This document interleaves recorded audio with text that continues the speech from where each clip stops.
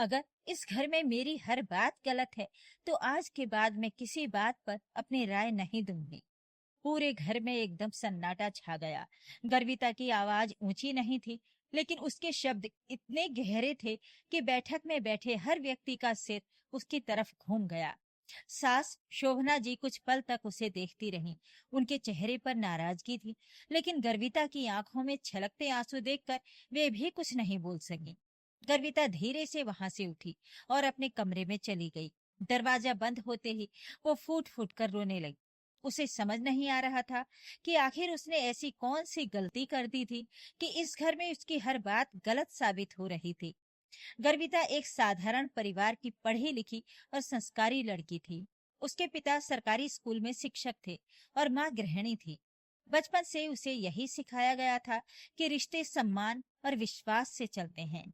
जब उसकी शादी मोहक से तय हुई, तब उसके माता पिता ने उसे समझाया था, बेटी, नया घर अपनापन मांगता है। हर रिश्ता समय के साथ मजबूत होता है। गर्विता ने मुस्कुराकर सिर हिला दिया था। उसे विश्वास था कि वो अपने व्यवहार से सबका दिल जीत लेगी। मोहक बहुत अच्छा इंसान था। वो अपनी पत्नी से प्यार करता था, लेकिन अपने माता पिता की बात काटने की हिम्मत उसमें कभी नहीं थी। घर में शोभना जी का ही फैसला अंतिम माना जाता था। वे अनुशासन पसंद महिला थी। उन्होंने पूरी जिंदगी परिवार को जोड़ कर रखा था। उन्हें लगता था कि नई पीढ़ी के बच्चे जरूरत से ज्यादा अपनी मर्जी चलाना चाहते हैं। शादी के बाद गर्विता ने पूरे मन से घर संभालना शुरू कर दिया। वो सबकी पसंद का खाना बनाती, घर साफ करती, दवाइयों का समय याद रखती और हर छोटे बड़े काम में आगे रहती। लेकिन फिर भी उसकी तारीफ कम और कमियां ज्यादा गिनाई जाती थी। अगर चाय थोड़ी फीकी हो जाए तो कहा जाता, इतनी सी बात भी याद नहीं रहती। अगर सब्जी थोड़ी तीखी बन जाए तो सुनने को मिलता, इतने दिन हो गए इस घर में आए हुए, फिर भी हमारे घर का स्वाद समझ नहीं पाई। अगर वो किसी बात पर अपनी राय दे देती तो जवाब मिलता, बहुएं ज्यादा बोलें तो घर का सुख चला जाता है। और गर्विता हर बार चुप रह जाती। वो सोचती, शायद समय के साथ सब ठीक हो जाएगा, लेकिन समय बीतता गया और हालात वैसे ही रहे। मोहक के छोटे भाई चेतन की शादी भी हो गई। चेतन और उसकी पत्नी ऋचा भी इसी घर में रहते थे। ऋचा बहुत कम काम करती थी, लेकिन हर समय शोभना जी की हाँ में हाँ मिलाती रहती थी। इस कारण उसकी छोटी छोटी गलतियां भी नजरअंदाज हो जाती थी। गर्विता ने कभी किसी से शिकायत नहीं की। उसे लगता था कि तुलना करने से रिश्ते टूटते हैं। एक दिन घर में सभी लोग बैठे हुए थे। चेतन ने कहा, माँ, इस बार घर की रंगाई करवा लेते हैं। गर्विता ने मुस्कुराकर कहा, अगर हल्के रंग करवाएंगे तो घर बड़ा और खुला खुला लगेगा। उसकी बात पूरी भी नहीं हुई थी कि शोभना जी बोल पड़ी, तुम्हें हर बात में बोलने की क्या जरूरत है? हम इतने सालों से घर चला रहे हैं, हमें पता है कि क्या करना है और क्या नहीं। गर्विता चुप हो गई। उसे अपनी गलती समझ नहीं आई। मोहक ने भी कुछ नहीं कहा। उस रात गर्विता देर तक छत की ओर देखती रही। उसे अपनी माँ की बहुत याद आ रही थी। उसने मोबाइल उठाया, लेकिन फिर वापस रख दिया। वो अपने माता पिता को परेशान नहीं करना चाहती थी। कुछ दिनों बाद शोभना जी की तबीयत अचानक बिगड़ गई। डॉक्टर ने उन्हें आराम करने की सलाह दी। अब पूरे घर की जिम्मेदारी गर्विता पर आ गई। वो सुबह से लेकर देर रात तक बिना रुके काम करती। दवाइयां समय पर देना, खाना बनाना, सफाई करना, रिश्तेदारों का ध्यान रखना, सब कुछ अकेले संभालती रही। ऋचा अक्सर कोई ना कोई बहाना बनाकर अपने कमरे में चली जाती। चेतन भी नौकरी का हवाला देकर बच निकलता, लेकिन गर्विता ने कभी किसी से कुछ नहीं कहा। एक दिन शोभना जी की एक पुरानी सहेली उनसे मिलने आई। उन्होंने देखा कि गर्विता लगातार काम कर रही है। उन्होंने मुस्कुराकर उससे पूछा, बहू, थक नहीं जाती हो क्या? गर्विता ने मुस्कुराते हुए जवाब दिया, परिवार के लिए किया गया काम थकाता नहीं है, बस कभी कभी मन थोड़ा उदास हो जाता है। ये बात शोभना जी ने भी सुन ली। पहली बार उन्हें लगा कि ये लड़की शिकायत नहीं करती, बल्कि अपने दर्द को भी मुस्कान में छिपा लेती है। उनके मन में हल्की सी गिलानी हुई, लेकिन उन्होंने कुछ नहीं कहा। कुछ दिन बाद घर में पूजा रखी गई। रिश्तेदारों का आना जाना लगा हुआ था। गर्विता अकेले ही सारी तैयारी कर रही थी। पूजा खत्म होने के बाद सबने खाने की बहुत तारीफ की। एक बुजुर्ग रिश्तेदार ने कहा, शोभना, तुम्हारी बहू बहुत समझदार है। पूरे कार्यक्रम में उसके चेहरे पर थकान तो थी, लेकिन उसने किसी को महसूस नहीं होने दिया।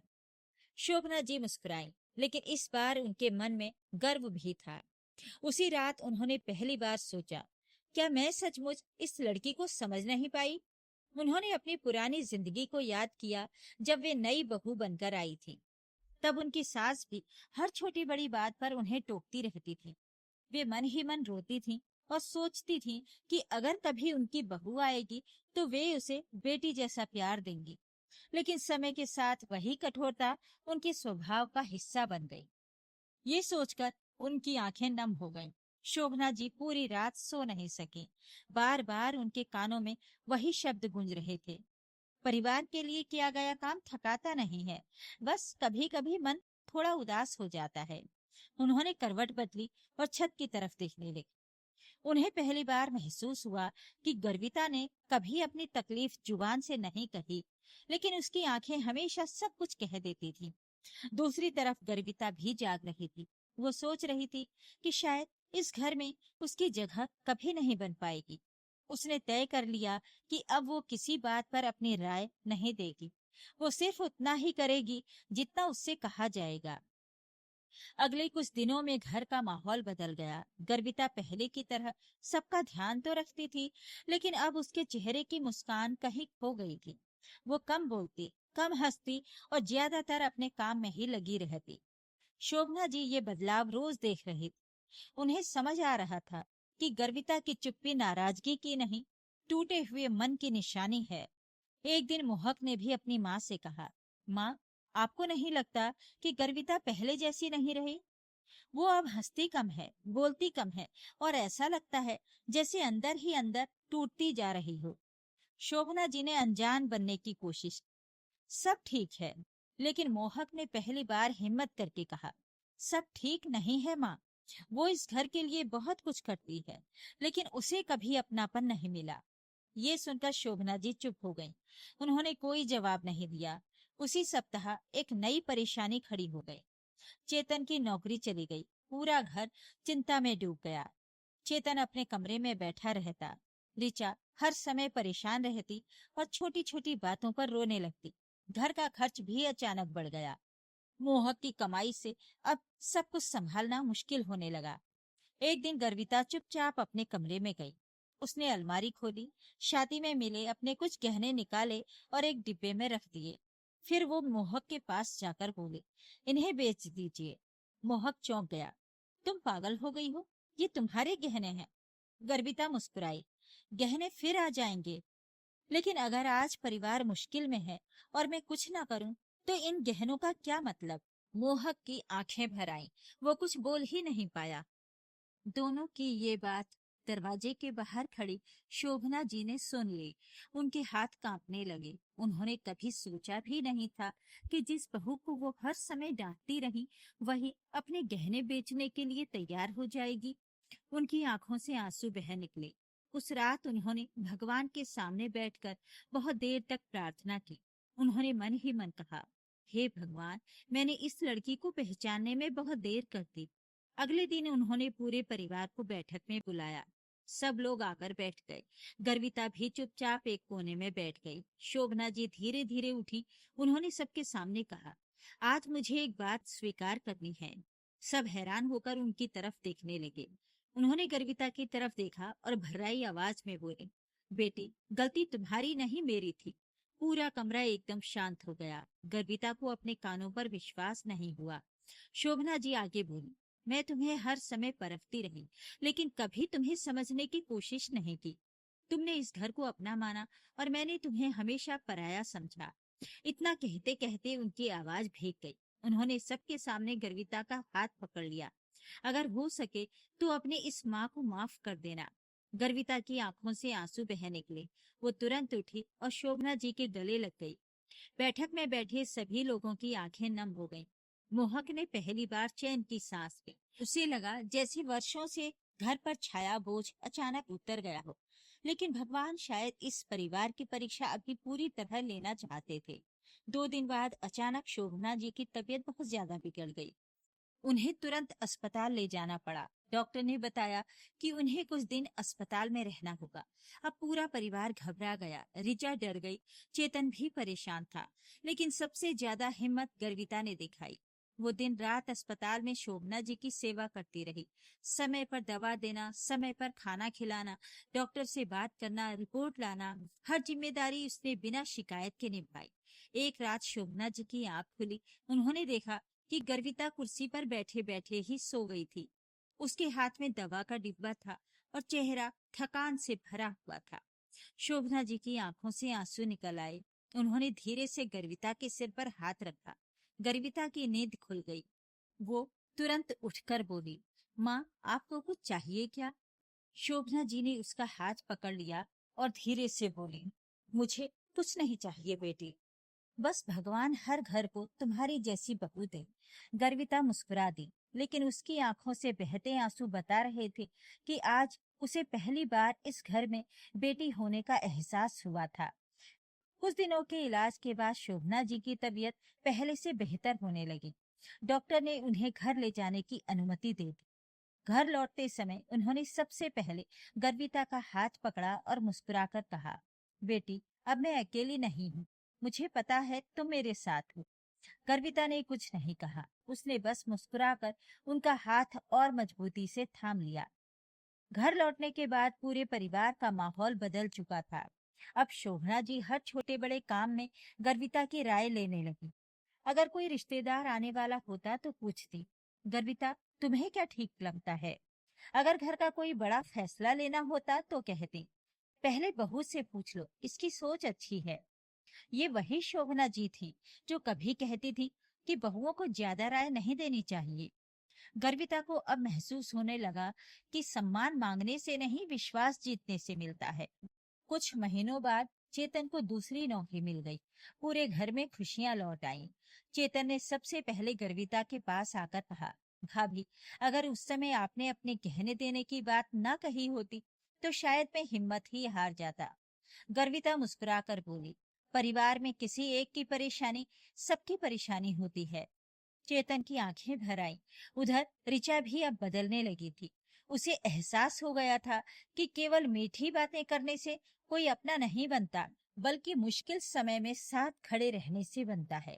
एक दिन वो गर्विता के कमरे में आई और बोली, भाभी, अगर मैंने कभी आपका दिल दुखाया हो तो मुझे माफ कर दीजिएगा। गर्विता ने बिना एक पल लगाए उसे गले से लगा लिया। घर में अब पहले जैसी तकरार नहीं थी। खुशियां लौट आई थी। कुछ समय बाद मोहक और गर्विता की शादी की दूसरी सालगिरह आई। शोभना जी ने इस बार पूरा कार्यक्रम खुद रखने का फैसला किया। उन्होंने सभी रिश्तेदारों और पुराने परिचितों को बुलाया। घर रोशनी से जगमगा उठा। सब लोग गर्विता की तारीफ कर रहे थे। किसी ने कहा, बहू बहुत समझदार है। किसी ने कहा, आजकल ऐसी लड़कियां कम मिलती हैं। कार्यक्रम के बीच में शोभना जी अचानक खड़ी हो गईं। उन्होंने सबका ध्यान अपनी ओर खींचा। फिर गर्विता को अपने पास बुलाया। गर्विता थोड़ा झिझकते हुए उनके पास आकर खड़ी हो गई। शोभना जी ने उसका हाथ अपने हाथ में लिया और सबके सामने कहा, आज मैं आप सबसे एक बात कहना चाहती हूँ। पूरा हॉल शांत हो गया। उन्होंने भर्राई आवाज में कहा, जब ये लड़की इस घर में आई थी तब मैंने इसे सिर्फ अपनी बहू समझा था। मैं इसकी हर बात में कमी निकालती रही। मुझे लगता था कि मैं हमेशा सही हूँ। उन्होंने कुछ पल रुककर गहरी सांस ली, फिर बोली, लेकिन इसने कभी मेरा साथ नहीं छोड़ा। इसने मेरी बीमारी में मेरी बेटी से बढ़कर सेवा की। इसने अपने गहने तक परिवार के लिए निकाल कर दे दिए। इसने कभी रिश्तों का हिसाब नहीं रखा, सिर्फ उन्हें निभाया। उनकी आंखों से आंसू बह निकले। उन्होंने गर्विता का हाथ उठाकर कहा, आज से ये सिर्फ मेरी बहू नहीं, मेरी बेटी है। और अगर किसी ने इसे बहू कहकर पुकारा तो मुझे अच्छा नहीं लगेगा।